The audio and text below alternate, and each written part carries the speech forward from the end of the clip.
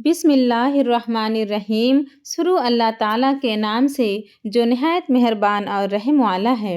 السلام علیکم میرے پیارے دوستوں، آج کا ہمارا موضوع ہے جنت میں اپنے ماں باپ سے کیسے ملاقات ہوگی، وہ منظر کیسا ہوگا۔ آئیے تفصیلات سے جانتے ہیں۔ ناظرین، کسی بھی انسان کے لیے دنیا میں سب سے زیادہ پاکیزہ اور محبت کرنے والا رشتہ اس کے ماں باپ کا ہے۔ اس کے بعد انسان کے سگے بہن بھائی اور پھر دوسرے رشتہ دار آتے ہیں۔ اس دنیا میں قائم رشتے کسی بھی انسان کے لیے اولین ترجیح ہوتے ہیں، جبکہ کچھ رشتے تو ہماری زندگی کے لیے اہم اور لازم و ملزوم بھی ہوتے ہیں کہ ان کے بغیر زندگی گزارنا ناممکن اور محال ہو جاتا ہے۔ محترم ناظرین، جنت ایک ایسی شاندار اور بے مثال جگہ ہے جو اللہ عز و جل نے ایمان والوں کے لیے بنائی ہے، اور اس میں ایسی نعمتیں رکھی ہیں جو نہ کسی آنکھ نے دیکھی، نہ کسی کان نے سنی، اور نہ ہی کسی دل میں ان کا خیال آیا۔ جنت کے بارے میں جو کچھ بیان کیا جاتا ہے وہ صرف سمجھانے کے لیے ہوتا ہے، ورنہ دنیا کی اعلیٰ ترین چیز کا بھی جنت کی کسی نعمت سے کوئی مقابلہ نہیں۔ لیکن اب سوال یہ ہے کہ کیا انسان کی ناختم ہونے والی زندگی میں بھی ہمارے اہم اور پاکیزہ رشتے کیا ہمارے ساتھ ہوں گے؟ یعنی جنت میں یہ سوال اکثر ہمارے ذہنوں میں آتا ہے کہ اس دنیا میں ہمارا سب سے عظیم رشتہ یعنی ہمارے ماں باپ کیا جنت میں بھی ہمارے ساتھ ہوں گے؟ آئیے حدیث کی روشنی میں اس سوال کا جواب تلاش کرتے ہیں۔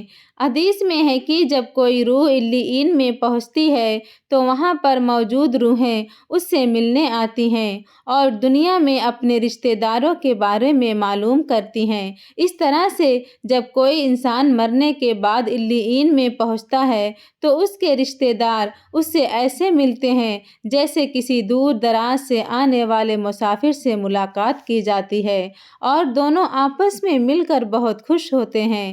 ارشاد باری تعالیٰ ہے، اے میرے بندو، آج تم پر نہ کوئی خوف طاری ہوگا اور نہ تم غمگین ہوگے، میرے وہ بندے جو ہماری آیتوں پر ایمان لائے تھے اور فرما بردار رہے تھے، تم بھی اور تمہاری بیویاں بھی خوشی سے چمکتے چہروں کے ساتھ جنت میں داخل ہو جاؤ۔ ان کے آگے سونے کے پیالے اور گلاس گردش میں لائے جائیں گے، اور اس جنت میں ہر وہ چیز ہوگی جس کی دلوں کو خواہش ہوگی اور جس میں آنکھوں کو لذت حاصل ہوگی۔ ان سے کہا جائے گا کہ اس جنت میں تم ہمیشہ رہو گے۔ محترم ناظرین، ان آیات سے یہ ثابت ہوتا ہے کہ جنتی مردوں کی بیویاں بھی جنت میں ان کے ساتھ ہی ہوں گی اور ایک ساتھ ہی جنت میں رہیں گی۔ وہاں جنت میں انہیں ہر وہ چیز مہیا کی جائے گی جس کی وہ خواہش کریں گے۔ حضرت ابو ہریرہ رضی اللہ تعالی عنہ سے روایت ہے کہ رسول کریم صلی اللہ علیہ وسلم نے ارشاد فرمایا، جس وقت کوئی مومن بندہ مرنے کے قریب ہوتا ہے تو رحمت کے فرشتے سفید ریشمی کپڑا لے کر آتے ہیں اور روح سے کہتے ہیں کہ نکل جا، تو اللہ سے رضا مند ہے اور اللہ تجھ سے رضا مند ہے، اللہ تعالیٰ کی رحمت کی جانب اور اس کے رزق کی جانب اور اپنے پروردگار کی جانب جو کہ غضبناک نہیں ہے۔ پھر وہ روح اس طرح معطر حالت میں نکل جاتی ہے جس طرح سے عمدہ خوشبودار مشک، اور فرشتے ہاتھ پر اسے اٹھاتے ہوئے آسمان کے دروازوں پر لے جاتے ہیں تو آسمان والے فرشتے کہتے ہیں، کیا عمدہ خوشبو ہے جو کہ زمین سے آئی ہے۔ پھر اس کو اہل ایمان کی ارواح کے پاس لاتے ہیں تو وہ ارواح خوش ہوتی ہے، اور یہ خوشی اس خوشی سے بھی زیادہ ہوتی ہے جو کسی بچھڑے ہوئے کی آمد سے انسان کو میسر آتی ہے۔ پھر وہ پہلے سے موجود مومنین اس نئے آنے والے سے دریافت کرتے ہیں کہ فلاں آدمی نے کیا کیا اور فلاں آدمی کا کیا ہوا، یعنی جس شخص کو دنیا میں چھوڑ کر گئے تھے اب وہ کس طرح کے کاموں میں مشغول ہے۔ پھر انہی میں سے چند ارواح آپس میں ایک دوسرے سے کہتی ہیں کہ ابھی ٹھہر جاؤ اور اسے چھوڑ دو کیونکہ اے دنیا کے غم میں مبتلا تھا۔ اے روحیں پوچھتی ہیں کہ کیا وہ شخص ابھی تم لوگوں کے پاس نہیں پہنچا، وہ تو کب کا مر چکا ہے۔ اس پر وہ روحیں کہتی ہیں کہ پھر وہ تو جہنم میں گیا ہوگا۔ محترم ناظرین، ہمارے پیارے نبی حضرت محمد صلی اللہ علیہ وسلم نے ارشاد فرمایا، تمہارے اعمال تمہارے ان رشتہ داروں اور خاندان والوں کے سامنے جو آخرت یعنی عالم برزخ میں ہیں پیش کیے جاتے ہیں۔ اگر نیک عمل ہو تو خوش ہو جاتے ہیں اور کہتے ہیں کہ اے اللہ، آپ کا فضل اور رحمت ہے، بس اپنی نعمت اس پر پوری کیجیے اور اس پر اس کو موت دیجیے۔ اس طرح ان پر گناہ گار شخص کا عمل بھی پیش ہوتا ہے تو کہتے ہیں اے اللہ، اس کے دل میں نیکی ڈال دے جو تیری رضا اور قرب کا سبب ہو جائے۔ مختلف روایات سے معلوم ہوتا ہے کہ جنت میں مختلف رشتہ دار ایک دوسرے کو پہچانتے ہوں گے اور ایک دوسرے سے ملتے جلتے رہیں گے اور ان میں سے بعض کو ایک ساتھ رکھا جائے گا۔ سورہ طور کی آیت نمبر 21 میں اللہ سبحانہ و تعالیٰ کا فرمان ہے، اور جو لوگ ایمان لائے اور ان کی اولاد نے بھی ایمان میں ان کی پیروی کی تو ان کی اولاد کو ہم انہی کے ساتھ شامل کر دیں گے اور ان کے عمل میں سے کسی چیز کی کمی نہیں کریں گے۔ حضرت ابن عباس رضی اللہ تعالیٰ عنہ سے مروی ہے، بے شک اللہ تعالیٰ عالم مومن کی آنکھوں کو ٹھنڈک کرنے کے لیے اس کی اولاد کو ان کے اصل مقام بلند کر کے اس کے پاس اس کے درجے میں پہنچا دیں گے۔ اگرچہ اے اولاد اپنے اعمال کے اعتبار سے اس درجے تک نہ پہنچتی ہو، پھر آپ صلی اللہ علیہ وسلم نے یہ آیت تلاوت فرمائی، اور جو لوگ ایمان لائے اور ان کی اولاد نے بھی ایمان میں ان کی پیروی کی، اس سے معلوم ہوتا ہے کہ انسانوں کی اولاد کو اس کی خواہش کے مطابق ان کے ساتھ ہی رکھا جائے گا۔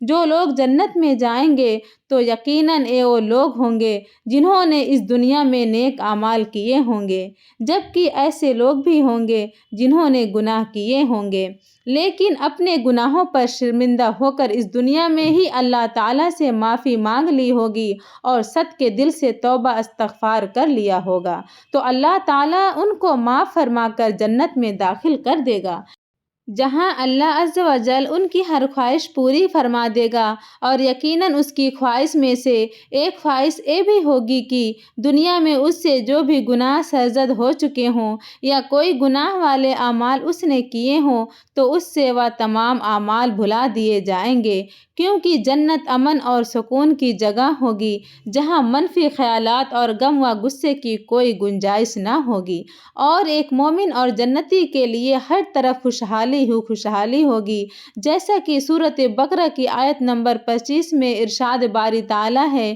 اور جو لوگ ایمان لائے اور نیک عمل کرتے رہے ان کو خوشخبری سنا دو کہ ان کے لیے جنت کے باغ میں جن کے نیچے نہریں بہہ رہی ہیں، جب انہیں ان میں سے کسی قسم کا میوہ کھانے کو دیا جائے گا تو کہیں گے کہ یہ تو وہی ہے جو ہم کو پہلے بتایا گیا تھا، اور انہیں ایک دوسرے کے ہم شکل میوے دیے جائیں گے اور وہاں ان کے لیے پاک بیویاں ہوں گی اور وہ جنت میں ہمیشہ رہیں گی۔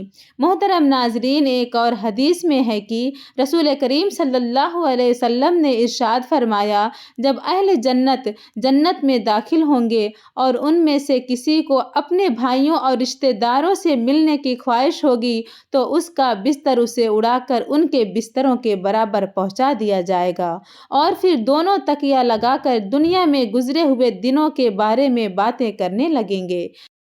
ان میں سے ایک اپنے ساتھی سے کہے گا کہ اے فلاں، تمہیں یاد ہے کہ اللہ نے فلاں دن اور فلاں فلاں جگہ پر ہماری مغفرت فرمائی تھی، اس طرح کی ہم نے اللہ سے دعا کی تھی اور اللہ نے ہمیں مغفرت کا پروانہ عطا فرما دیا تھا۔ رسول کریم صلی اللہ علیہ وسلم کے مزاج مبارک کے بارے میں متعدد حدیث مبارک میں بیان کیا گیا ہے کہ آپ صلی اللہ علیہ وسلم انتہائی شگفتہ مزاج تھے اور نرمی و محبت سے اور مسکرا کر بات کیا کرتے تھے، تاہم کئی بار آپ صلی اللہ علیہ وسلم بے اختیار ہنس بھی دیتے تھے، مگر یہ اس وقت ہوتا جب آپ صلی اللہ علیہ وسلم آخرت کے حالات بیان فرماتے۔ امام عسقلانی رحمۃ اللہ علیہ فرماتے ہیں، یہ کہا گیا ہے کہ آپ صلی اللہ علیہ وسلم صرف آخرت کے امور میں ہنسا کرتے تھے۔ اگر کوئی معاملہ دنیا سے متعلق ہوتا تو اس پر آپ صلی اللہ علیہ وسلم صرف تبسم فرمایا کرتے تھے۔ آپ صلی اللہ علیہ وسلم ایک بار صحابہ اکرام کو گویا آگاہ کیا کہ روز محشر جب کسی کو جہنم سے نکال کر جنت میں بھیجا جائے گا تو اس کی حالت کیا ہوگی۔ اس پر آپ صلی اللہ علیہ وسلم نے ہنس کر واقعہ کا احوال بیان کیا۔ بخاری شریف اور مسلم شریف میں متفق علیہ حدیث مبارک یوں بیان کی گئی ہے۔ حضرت عبداللہ بن مسعود رضی اللہ تعالی عنہ سے روایت ہے کہ حضور کریم صلی اللہ علیہ وسلم نے ارشاد فرمایا، مجھے اچھی طرح معلوم ہے کہ سب سے آخر میں جہنم سے کون نکالا جائے گا یا سب سے آخر میں جنت کے اندر کون داخل ہوگا۔ یہ آدمی اپنے جسم کو گھسیٹتا ہوا جہنم سے باہر نکلے گا، چنانچہ اللہ تعالیٰ اس سے فرمائے گا جا جنت میں داخل ہو جا۔ وہ جنت میں داخل ہوگا تو اسے گمان گزرے گا کہ شاید یہ بھری ہوئی ہے، چنانچہ وہ واپس لوٹ کر عرض گزار ہوگا، اے رب وہ تو بھری ہوئی ہے۔ پس اللہ تعالیٰ اس سے فرمائے گا جا جنت میں چلا جا، لہٰذا وہ جنت میں داخل ہوگا۔ جنت میں جا کر اسے پھر گمان گزرے گا کہ شاید یہ بھری ہوئی ہے، پس وہ واپس لوٹ کر پھر عرض کرے گا، اے رب میں نے تو وہ بھری ہوئی پائی ہے۔ چنانچہ اللہ تعالیٰ اس سے فرمائے گا جا اور جنت میں داخل ہو جا، کیونکہ تیرے لیے جنت میں دنیا کے برابر بلکہ اس سے 10 گنا زیادہ حصہ ہے، یا فرمایا تیرے لیے 10 دنیا کے برابر حصہ ہے۔ وہ عرض کرے گا، اے اللہ کیا مجھ سے مذاق کرتا ہے یا مجھ پر ہنستا ہے، حالانکہ تو حقیقی مالک ہے۔ حضرت عبداللہ بن مسعود رضی اللہ تعالی عنہ بیان کرتے ہیں کہ میں نے دیکھا کہ اس پر حضور کریم صلی اللہ علیہ وسلم ہنس پڑے، یہاں تک کہ آپ صلی اللہ علیہ وسلم کے دندان مبارک نظر آنے لگے۔ آپ صلی اللہ علیہ وسلم فرماتے تھے، اے اہل جنت کے سب سے کم درجہ والے شخص کا حال ہے۔ حضرت ابو سعید خدری سے روایت ہے کہ رسول اللہ صلی اللہ علیہ وسلم نے فرمایا، جو آدمی سب سے آخر میں جنت میں داخل ہوگا وہ گرتا پڑتا اور گھسیٹتا ہوا دوزخ سے اس حال میں نکلے گا کہ دوزخ کی آگ اسے جلا رہی ہوگی۔ پھر جب دوزخ سے نکل جائے گا تو پھر دوزخ کی طرف پلٹ کر دیکھے گا اور دوزخ سے مخاطب ہو کر کہے گا کہ بڑی بابرکت ہے وہ ذات جس نے مجھے تجھ سے نجات دی، اور اللہ تعالیٰ نے مجھے وہ نعمت عطا فرمائی ہے کہ اولین و آخرین میں سے کسی کو بھی وہ نعمت عطا نہیں فرمائی۔ پھر اس کے لیے ایک درخت بلند کیا جائے گا، وہ آدمی کہے گا کہ اے میرے پروردگار مجھے اس درخت کے قریب کر دیجیے تاکہ میں اس کے سائے کو حاصل کر سکوں اور اس کے پھلوں سے پانی پیوں۔ اللہ تعالیٰ فرمائیں گے، اے ابن آدم اگر میں تجھے یہ دے دوں تو پھر اس کے علاوہ اور کچھ نہیں مانگے گا؟ وہ عرض کرے گا کہ نہیں اے میرے پروردگار۔ اللہ تعالیٰ اس سے اس کے علاوہ اور نہ مانگنے کا معاہدہ فرمائیں گے اور اللہ تعالیٰ اس کا اجر قبول فرمائیں گے، کیونکہ وہ جنت کی ایسی ایسی نعمتیں دیکھ چکا ہوگا کہ جس پر اسے صبر نہ ہوگا۔ اللہ تعالیٰ اسے اس درخت کے قریب کر دیں گے، وہ اس کے سائے میں آرام کرے گا اور اس کے پھلوں کے پانی سے پیاس بجھائے گا۔ پھر اس کے لیے ایک اور درخت ظاہر کیا جائے گا جو پہلے درخت سے کئی زیادہ خوبصورت ہوگا۔ وہ آدمی عرض کرے گا، اے میرے پروردگار مجھے اس درخت کے قریب فرما دیجیے تاکہ میں اس کا سایہ حاصل کر سکوں اور اس کا پانی پیوں، اور اس کے بعد میں اور کوئی سوال نہیں کروں گا۔ اللہ تعالیٰ فرمائیں گے، اے ابن آدم کیا تو نے مجھ سے وعدہ نہیں کیا تھا کہ تو مجھ سے اور کوئی سوال نہیں کرے گا؟ اور اب اگر تجھے اس درخت کے قریب پہنچا دیا تو پھر تو اور سوال کرے گا؟ اللہ تعالیٰ پھر اس سے اس بات کا وعدہ لیں گے کہ وہ اور کوئی سوال نہیں کرے گا، تاہم اللہ تعالیٰ کے علم میں وہ معذور ہوگا، کیونکہ وہ ایسی ایسی نعمتیں دیکھے گا کہ جس پر وہ صبر نہ کر سکے گا۔ پھر اللہ تعالیٰ اس کو اس درخت کے قریب کر دیں گے، وہ اس کے سایہ میں آرام کرے گا اور اس کا پانی پیے گا۔ پھر اسے جنت کے دروازے پر ایک درخت دکھایا جائے گا جو پہلے دونوں درختوں سے زیادہ خوبصورت ہوگا۔